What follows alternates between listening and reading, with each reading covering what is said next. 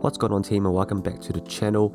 In today's video I'll be showcasing the AJ1 High Pollen colorway, and I'll be doing a triple threat which contains the unboxing experience, my honest opinion of the shoe, like whether it's a cop or a drop, and then I'll finish off with the on-feet portion. And on the on-feet portion I will have the shoe on with two different types of laces. So I will have it with the yellow laces and the black laces, so you can see what they look like on feet. Let's jump straight into the unboxing. So as you can see here, the box itself is different compared to the usual AJ1 ones. The red that's usually in writing is now yellow, that pollen yellow that Nike calls it. And right out of the box, the main thing for me that stood out was the smell. I wouldn't say it's a bad smell, but it was quite a strong smell. Maybe it's just the type of leather they use for the shoe. And also you can see here, it does come with two extra pairs of laces in the black and white, which is awesome to see. Always great to get extra pairs of laces, I think. Get more bang for your buck.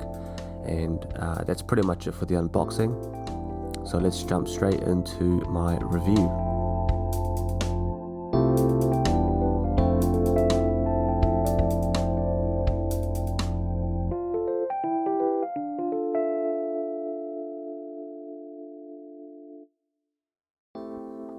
So to start off my review, I do want to talk about some things that you should know about the shoe.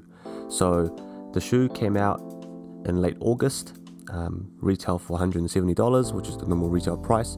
The official colorway is pollen, black and white, and the pollen is obviously that yellow color. I like to call this the bumblebee colorway because it really reminds me of a bumblebee, you know, from the Transformers. But my initial impression of the shoe online was that the colorway is nice and crispy. In person though, I do still have my doubts on whether I like it or not. But to get into some more of the details, you can see the main panels of the shoe is made out of this black tumbled leather, and I do find this leather quite buttery. It's very nice, and you can see it on camera quite clearly that it has a really nice tumble to it as well. Now the yellow overlays and swoosh are made out of the smoother leather, so it provides a bit of contrast not only in color but also in the leather type.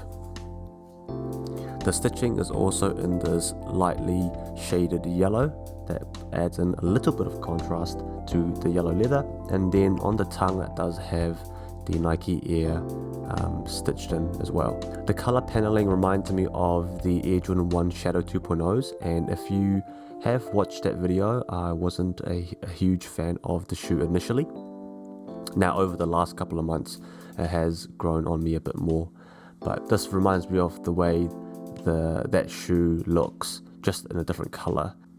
So after having this shoe for maybe about 4 or 5 days now, I have come to a conclusion that this shoe is not for me, and I personally wouldn't cop it. And the three main reasons why is this. Number one, the color is quite vibrant and in your face, so naturally that means it's a little bit harder to style with my clothing because everything will kind of clash with the shoe. Number two is the resale value. So looking at StockX at the moment, which is around the beginning of October, there's only a slight margin on the shoe. I think it retails for $170, but at the moment it's selling for about $180, so there's not a huge lot of value retention in the shoe in my opinion, especially after you wear it. And then number three, I'm still not in love with the way the color blocking works on the shoe.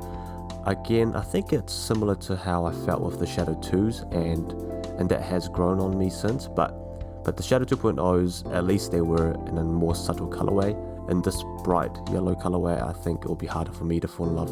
So those are the three reasons why I wouldn't cop, but there obviously are some good things about the shoe as well. If you're a person that likes vibrant shoes and AJ1 ones, this is definitely one for you. And it does come with the very nice tumbled black leather as well, which is a great positive. That's better than what the Shadow 2.0 provide. It's a great shoe for the fall, so if you are in areas where it's getting colder, this might be one for you as well. So those are my honest opinions of the shoe. Let me know what you think of that and if it's a cop or drop for yourself. Alright, now moving on to the on-feet portion. I won't go into each of the pants in too much detail, apart from the fact that I do like the way it looks with the joggers from AS Color the most. It just complements the shoe quite well because of the cream pants. you can't go wrong with that cozy look as well. I also really like it with the black pair of collar clothing cargo pants. I really like the black with the shoe because it tones the shoe down a bit more and it lets the shoe do most of the talking. But yeah, let me know which pair of pants is your favorite out of the 5. We'd love to hear your thoughts on the shoe as well. So that's it for the video. I appreciate you for watching, and I'll catch you in the next video. Also, let me know if you'd like to see a lookbook featuring the shoe as well. I'll bring it to you. Alright, catch you later. Peace.